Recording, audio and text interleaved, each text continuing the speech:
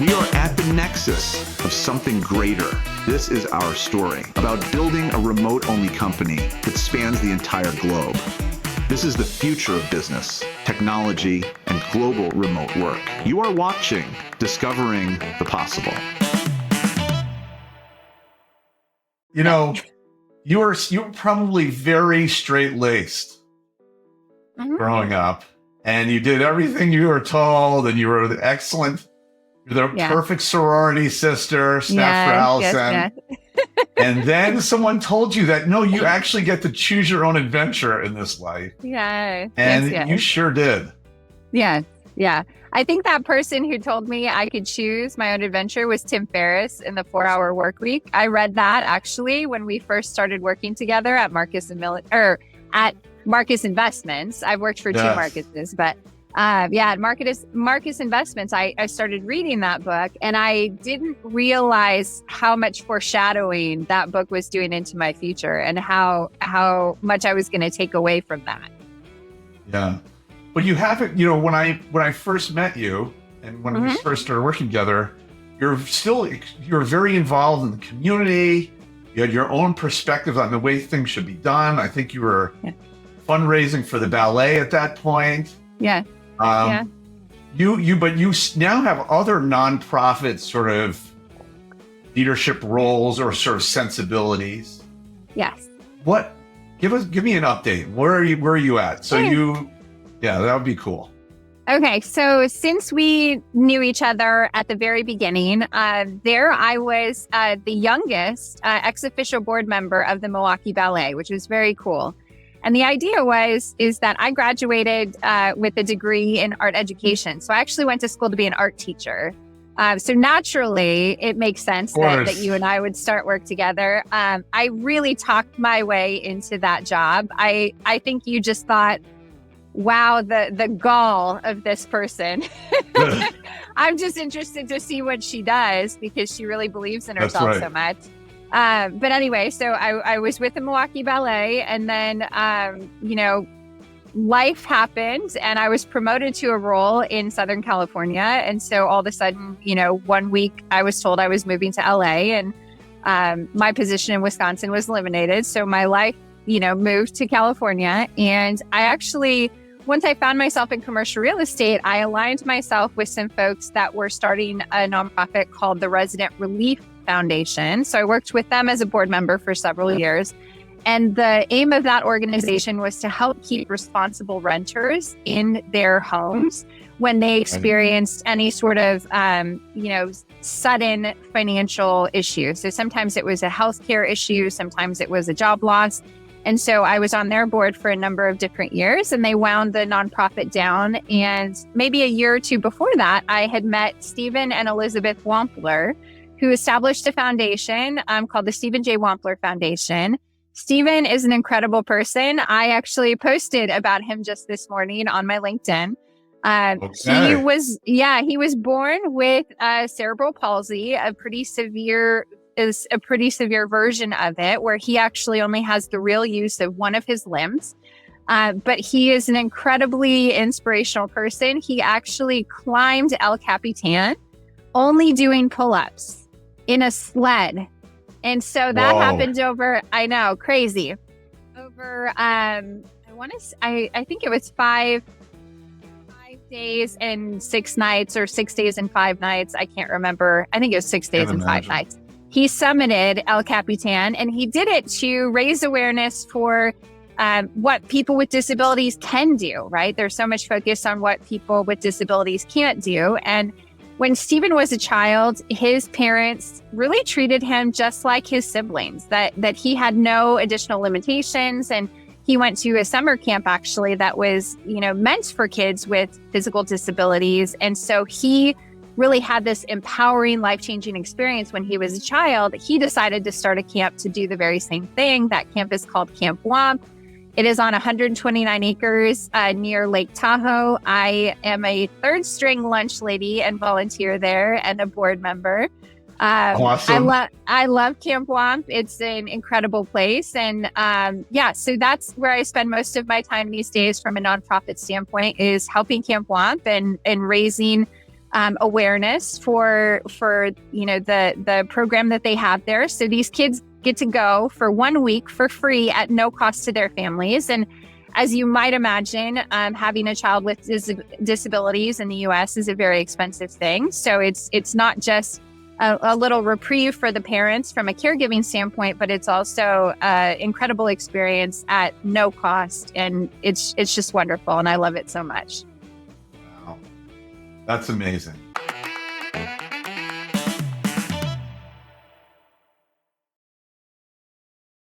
Now you also kind of make waves too in your own industry, which is taking shape too.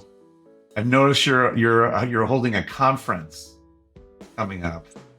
So it's not a conference yet, but what we are doing is we're creating a speakers list. It's called Women Speak CRE. And the story behind it is that one of my good friends, Delee, who is a Spitfire and just so much fun, she's based out of Austin, Texas. And I was scrolling Twitter one night and she had said, hey, I'm speaking at this event coming up. And she was one female out of 14 speakers total. And I'm very bad at math. And so I was like, let me pull out the calculator and see just what a terrible percentage that is. It's 7%, in case you were wondering. And so I figured it'd be a small number. That sounded like a small number. It's a small number. So I felt a way about that I couldn't express from a productive standpoint. So I said, let me just sleep on it. And then, I love it.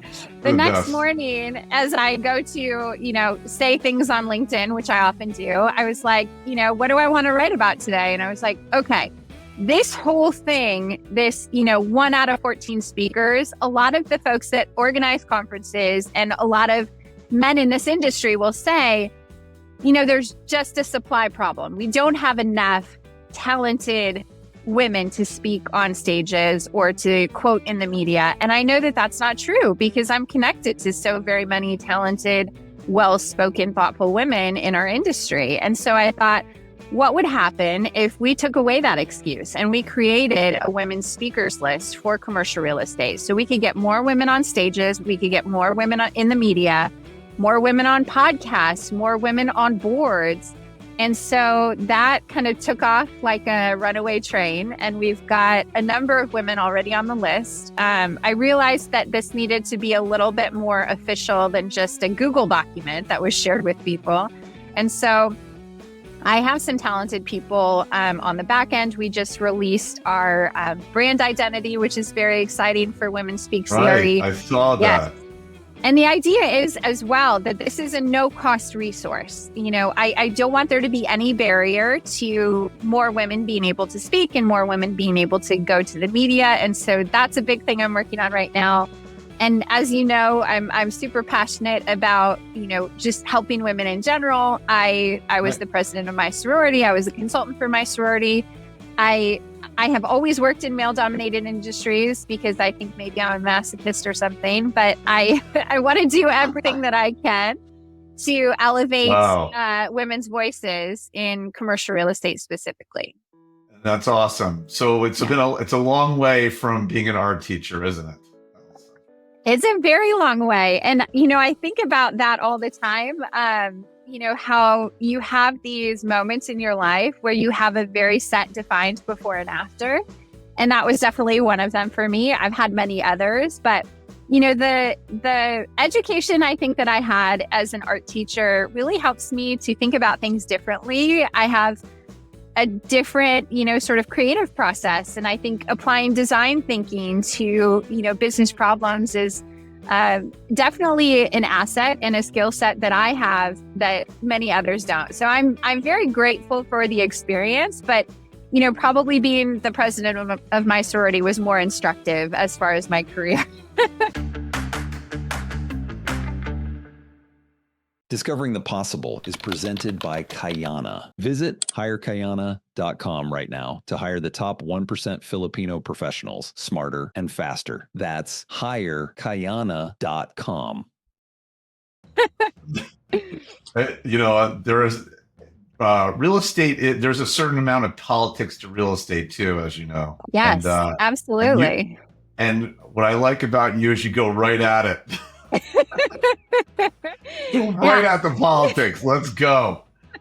No fear. No fear at all. I'm not really a shy person in that regard. No, you're not.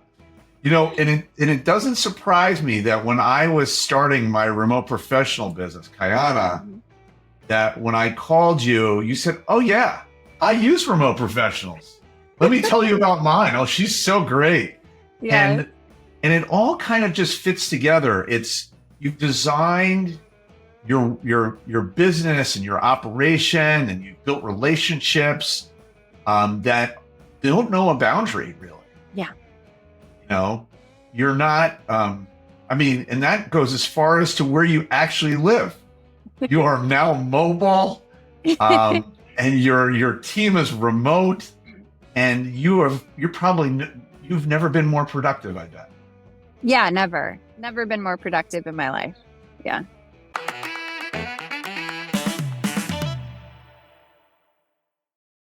So there's a couple of things we can talk about today.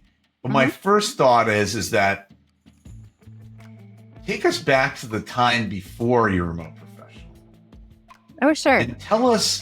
And tell me about the problems you're trying to solve. Like, what was your life like then? What was your constraints?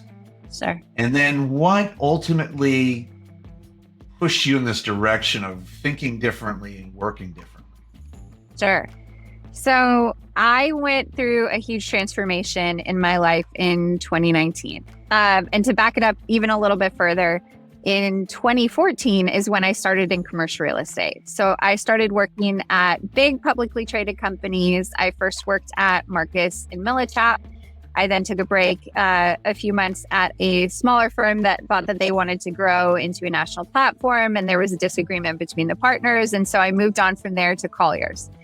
At both Marcus and Colliers, I was helping the senior level executives of the firm. So working with the CEO at Marcus, at one time it was John Karen and then Hissam Naji, and other various leaders, growing by recruiting brokers, teams of brokers, identifying acquisition targets, building campus recruiting programs, helping them to execute on, kind of the scale of their various different brokerage businesses, their capital businesses, et cetera.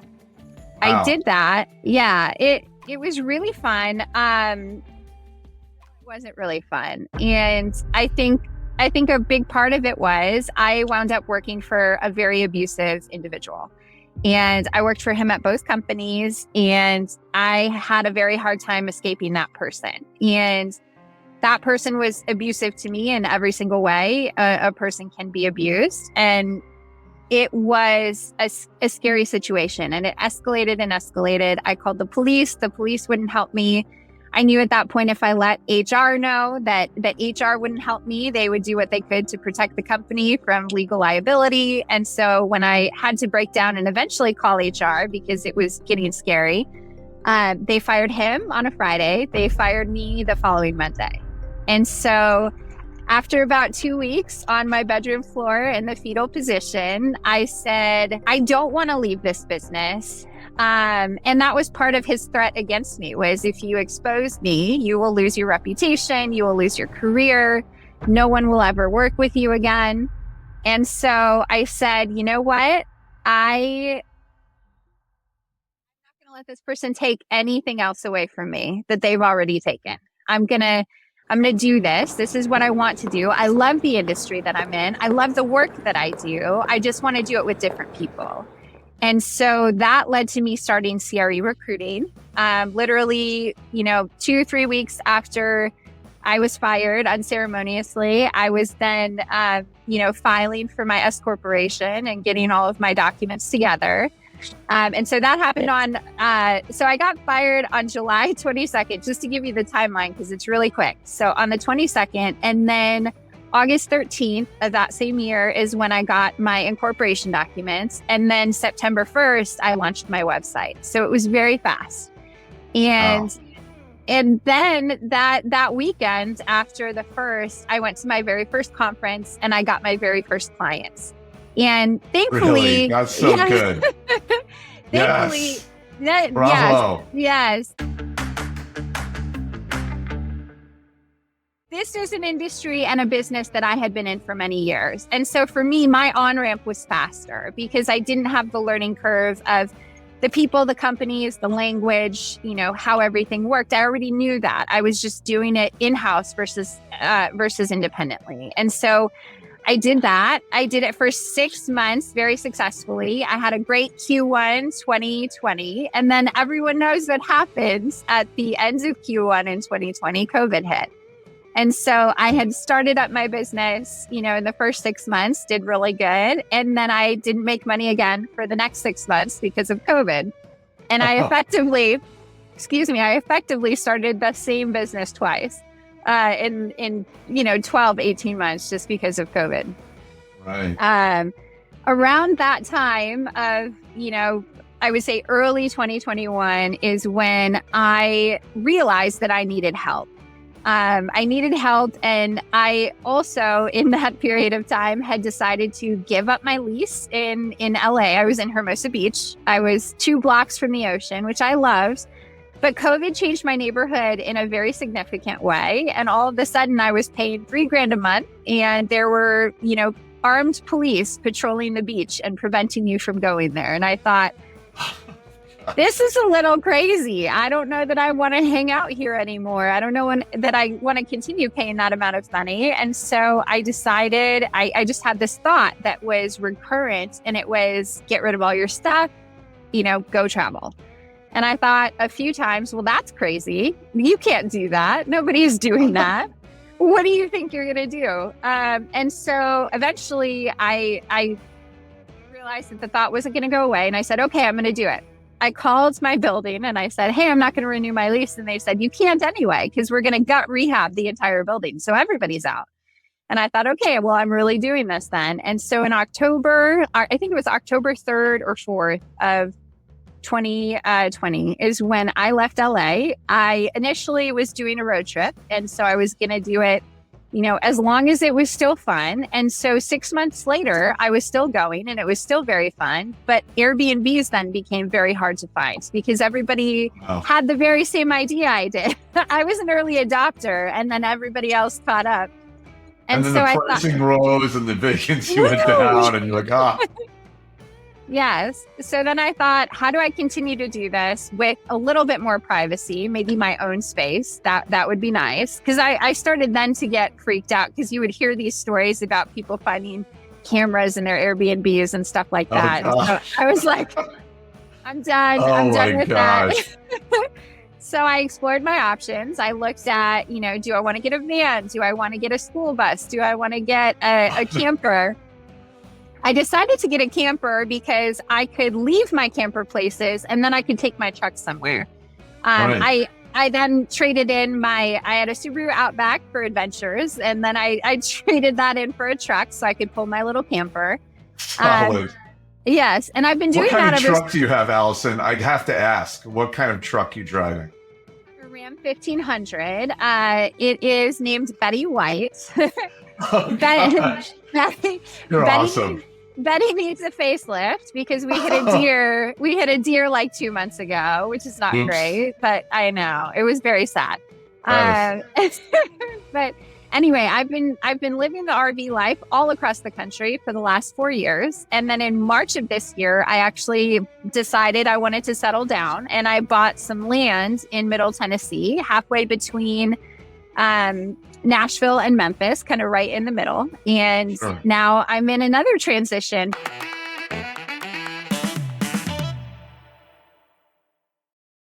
If it weren't for Jaja, who's my virtual assistant, and my right hand and my brain in a lot of different ways, I don't think I could have done even 1/4 of the things that I'm talking about, because she really just freed me up from a creativity standpoint, from a bandwidth standpoint, from a research standpoint. I mean, Jaja is at the front lines of making sure that when I am traveling, that I'm going to the right places, that I'm staying safe, that I have connectivity.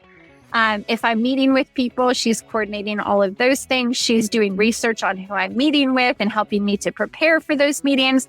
There's almost nothing in my business that Jaja doesn't do or see or touch. She is absolutely instrumental and has changed my life in so many different ways. So I'm a huge, huge, huge proponent of virtual assistants. And I just feel incredibly lucky to have Jaja in my life. And I am doing everything that I can on a daily basis to make her happy because I want to work with her forever. That's awesome. I totally get that feeling. You know, I everyone needs a Jaja. And that's really what it comes down to, is that there's so much that you don't, you're a trailblazer, and you're obviously not afraid of a challenge.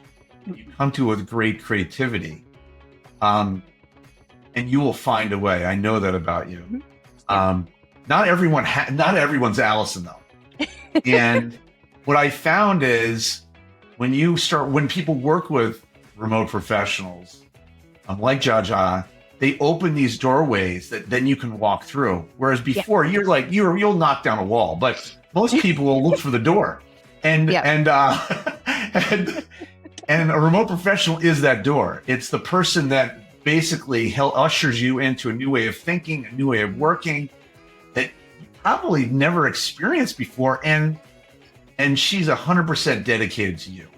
Yes. I think that's remarkable. Yeah, it's been a really incredible experience. And I think, one of the things, if I look back to the very beginning and how we started working together, I was terrible at delegation. I was terrible at understanding her capacity, her capabilities, what was a reasonable request. And I think I defaulted very often to, I'll just do it and I'll eventually bring you into it. But right now, like, you're going to work here and I'm going to work here.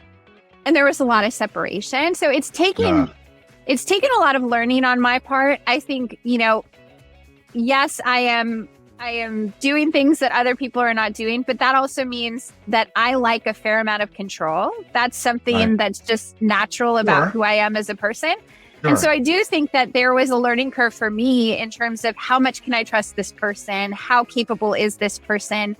And it's incredible to see like the leaps and bounds that we've taken together where Jaja can respond on my behalf. And sometimes I don't know that she is the one who's responded because she sounds so much like me from a tone perspective when she's doing things. So you're like looking through your sending and you're like, wait, was that me? Was that not me? I don't remember. A couple months ago. The good news is I don't have to remember all the time because Jaja remembers. And it's one of those things too. And I'm someone from like a ADD, short-term memory loss, that I'm like, who was the person? I had this conversation with her this morning. At one point, we sent someone a gift card, and that was a good experience that we had sending them the gift card. But I don't remember who we sent the card to. I don't remember who we used to send the gift card. Whose idea was, it didn't matter, but it got done. But I want to send some gift cards again, and I need to do it. And this is who we're sending them to. And, can you figure out who that was and how we did it? And can we do that again together today? And so she's figuring out all of that, and she'll like very quickly find things. She remembers a lot more than I do. And it's just kind of like you've got an additional brain's worth of power and bandwidth and, creativity and thoughtfulness. And one of the things too that I love about Jaja is that if she doesn't know something, she just figures it out. She'll watch a tutorial, she'll take a training class, she'll read some articles, and she can also say, I can also say to her, and I did this recently where I went to a conference and they talked about a few different technologies that were built on AI that were specific to the commercial real estate industry. And I thought, oh, that's really interesting. What's the next level of information we can find about those tools and make like a qualitative judgment? Like, here's a good video, here's not a good video, and send me the good stuff that you can find about these few technologies. And so she saves me, what might have been an hour and a half of going through and like looking at different things. She can call through them. She can find the best quality ones, and she can say, okay, these are the 3 videos you need to watch. Right. Which is tremendously helpful. And if you didn't have her, you probably have that idea, like, I should probably follow up on this. But because you're trying to do so many things, it probably goes to the bottom of the list. Absolutely. Yeah.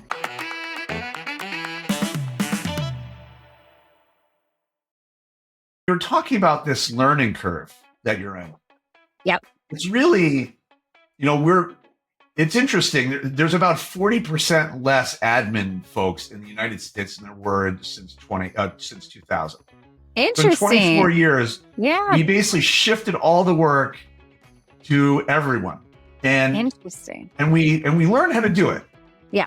But there's only so many hours in a day, and invariably you end up spending a lot of time yes. on admin things, and you get to this point of burnout where you have this idea, you simply don't have the energy to follow through. Yes. And you know this, and it's just like, it feels like you're constantly failing. You're like, oh, yeah. the list just got bigger. Maybe I should yes. stop adding to this list. yes. But how long did it take for your habits to be broken once you had Jaja? And when did you let go? Yeah. How long did that take? So I think a couple different things helped me. One was understanding the actual value of my time, and then looking at me doing certain tasks as a cost to my business of that amount of money. And that very quickly made me realize I need to focus on these things, and I need to focus on things that are revenue generating. And if it's not revenue generating, I need to be absolutely ruthless about how I either get rid of those tasks or how I delegate those tasks. No, seriously, because I know. Yeah, I remember one of the things that I struggled with sometimes is I had a very specific way that I would send out a calendar invite, and very specific formatting and language and stuff like that. And I was so afraid of making a mistake. And I think too, a lot of entrepreneurs, especially at the beginning, are terrified of making a mistake because they think then the client's going to fire them based on something like that. And so I remember feeling very anxious about specifically scheduling interviews for clients and making a mistake there. And so I was still holding on to that part of my business, when now looking back, it's like, oh, that was really stupid. That's not a big deal at all. You should have, you should have relaxed a lot earlier. But I would say it probably took us 6 months of getting to know each other. We built a document of all of the different things that she was going to do in the business. And then we started to build with each other templates. So for example, if we're scheduling an interview that looks like this is how it looks. If we're scheduling a meeting with a client, this is how it looks. And so we built all these different templates, whether it was a calendar invite or an email response or a LinkedIn message. We built all of those templates together. And so then I could say, hey, can you send me this existing template? And now that's how we work. So if I get a new search, for example, and the search is for a client that we've done business with before, right? I can say, here's their job description. Let's put it into our format and then send it to me. And then I'll go in and edit and tweak anything that we need to tweak. And then when we go to post it on the website, we have a different, process for that. And then when we go to reach out to those people, we're working on old templates and we're revitalizing things. We're pulling in things from the past. We're deciding together how it's going to look, and then she can go and execute. And now the process is we've done it so many times for so many different clients and so many different projects, where we now have a library of templates that we can go back to and say, this sounds like this job that we did, for this client. Can you go find it? She goes and finds it, and we very quickly are able to get up to speed. That's amazing. That is amazing. And I suspect in your own life, when you see people in the world who have not yet discovered this magic that you're describing. Yes, all the time. What do you think? Like, it's all the time, right? All the time. You're like, oh man, if you only understood what you're missing. And it's not like, it's not even just having a resource like this. It's actually what it does to yourself. Yeah. How you think. Like, before Jaja, would I have been able to talk you away from non-revenue generating tasks that you held so closely to? I don't know. Maybe. Maybe not. Anything for Chris Nolte. No, but I mean, I'm not sure I would have. Yeah. I think you would have held on to it because that would be part of your identity. But then when you start thinking as a team and as a person, I know from my experience, it changes you start working on the business, not in the business. Yes. Yes. Right. That's a huge part of it. And what I love that you said is like you decided what your time was worth. Yeah. And you started pushing yourself to revenue generating, which meant your time, the value of your time went way high. Yeah. Right? Because you're now focusing on the revenue generating items.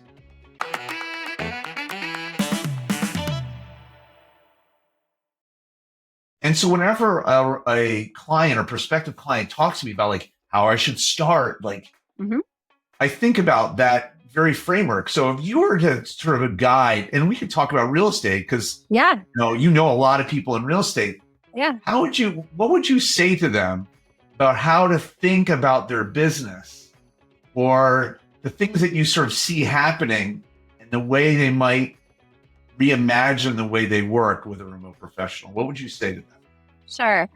So one of the, I guess, common things that pops up when I have this conversation, because I'm constantly having this conversation, and people too, when they interact You're with evangelizing. Jaja, I am, because I really believe in it so strongly. And my clients and my friends and candidates that I work with get to interact with Jaja, and then they start to get to know her, and then they start to understand our working relationship. And so I get a lot of questions about it. And also too, when I have clients reach out to me and they're like, hey, we're struggling with this, and I look at the job description, oftentimes I can say, this to me is like this kind of person, but it's also a virtual assistant. Because nowadays, and per your stat, which I hadn't heard, that we're down 40% from an administrative assistant standpoint. It's so crazy, which to me says we are taking on a lot of work that we should not be taking on. Right. And it's crazy. I didn't know that stat existed. But anyhow,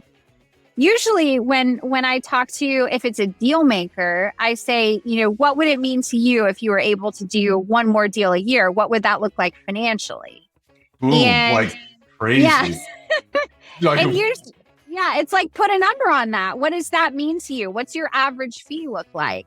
Yes. And typically those average fees are multiples of what they would pay this person. And so that I think really helps them to understand that the application of leverage, which is really what a virtual assistant is, it's applying leverage into your business in a variety of different ways, how that's going to change the outcomes, I think is really, really useful. I think also, when it's especially easy when I'm working with an executive that doesn't have the support, and they're working with my support for part of it. And then they start to work with me and they start to think, oh, I'm doing all of this myself. Why am I, if you have someone, why don't I have someone? Right. Like, I'm the CEO of a couple $1 billion, company. Why don't I have the support? And you'd be shocked, I think, to realize how few people have support these days. And the truth is, it's hard to find someone as good as you can find remotely. Yes. The talent overseas is amazing. Yeah. And they're so skilled and they work so hard. And so not only is the cost low, but the productivity's up and you're like 8x ahead.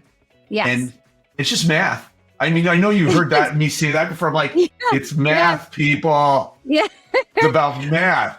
Yeah. And here you are, the art teacher, talking about math. And it's just like, oh man, this is awesome. Well, I think back to my crazy lifestyle, when I realized that I needed support, I also realized that I couldn't be there to physically look over someone and to work side by side with them. And so at the very beginning of my business, I had kind of thought, well, I'll use interns and I'll mentor people and I'll bring them up in my business like I was brought up in the business. Right. And then I realized very quickly that the passion wasn't there, maybe the interest wasn't there, the skill set wasn't there. And so I thought, if I am really focused on having someone in person, I am going to have to make sacrifices in a number of different ways. It's going to have to cost me a lot more money. It's going to be a lot slower. It's going to be potentially fraught with turnover, as we know, is the case.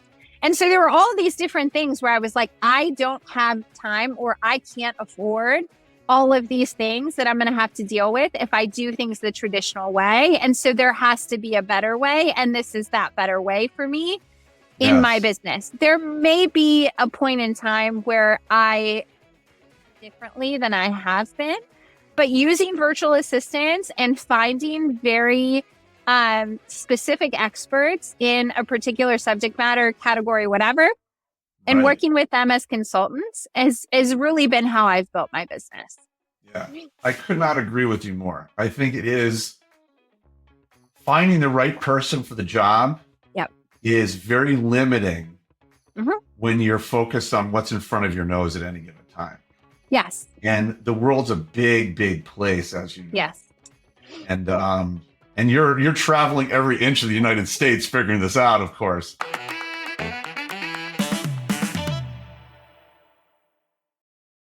Yeah. But it's just absolutely remarkable. You know, you and I kind of worked together many moons ago in Milwaukee. Yeah. Obviously, you've seen what the U.S. has to offer, and yet still, Jaja's a breath of fresh air every day. Yeah, she's incredible in that every day, week, month, year that we work together, she just gets better at what she does.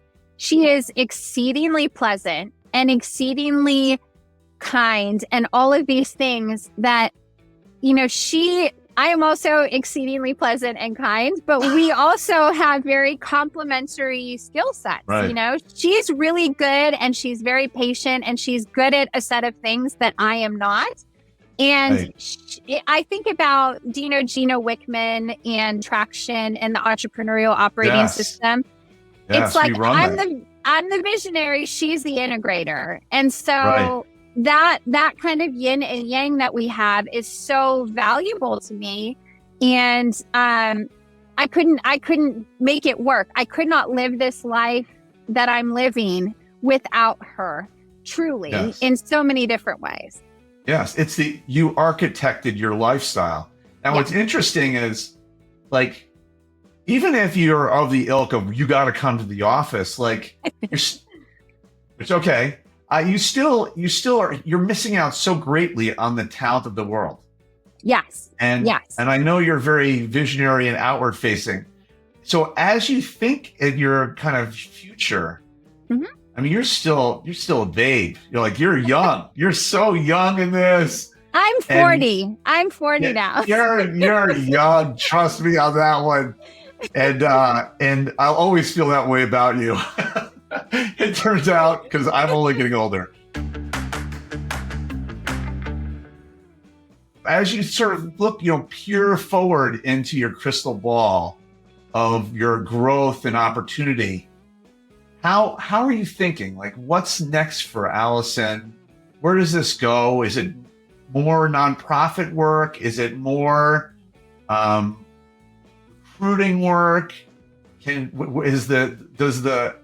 Does your brand become a thing? Like, what does that mean?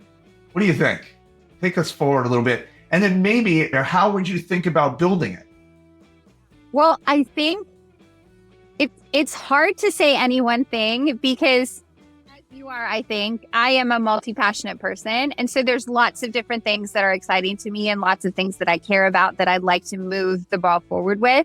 I do think that Women Speak CRE and building more resources, I guess I've learned some things in this short amount of time since I've been doing this. One is that there are women who want to be on the list, but there are women who are not qualifying themselves to be on the list. They're saying, oh, maybe next year, maybe after I learn, maybe after I take this course, maybe after I read this book, I will be ready to speak. And so I think that there's some self-rejection and self-cancellation that's happening for women. And so maybe providing them resources, providing them with the confidence, the skills that they need to do these things faster, I think is exciting to me. Creating a community where women's stories are shared, because I really do think that representation is so important for attracting more women into the commercial real estate industry as a whole, because you just don't see enough of us or hear enough of our stories to feel like, okay, that's possible for me. And I had that experience when I was working in corporate where I looked around at the top and I said, wow, I don't relate to any of you. And I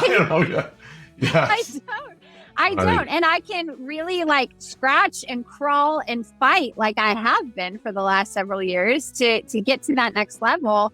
Or I can go somewhere where I can see women who look like me, who care about the same things I care about. And where are people going to go? I think it takes a tremendous amount of energy and enthusiasm and pain, really, to be the first.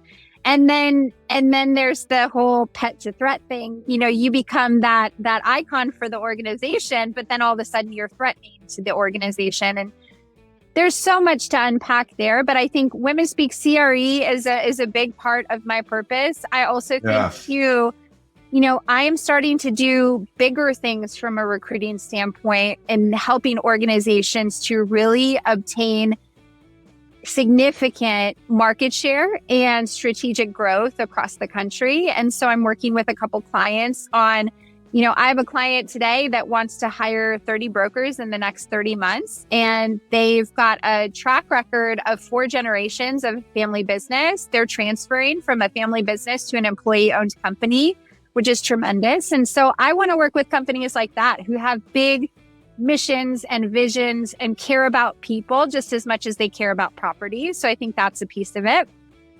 My land is another part.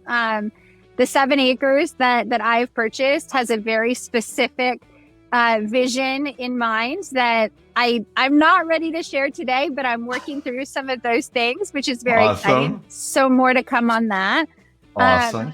But I do think, you know, as I'm talking about all these different projects, you know, finding people who are more and more specialized as I start to understand that, you know, over here, maybe for my land, we're going to talk about that on YouTube. And this is really going to be, you know, kind of we're going to document what we're doing on this land. And so maybe that involves somebody who is, you know, has really great production skills and who understands, you know, video editing and things like that.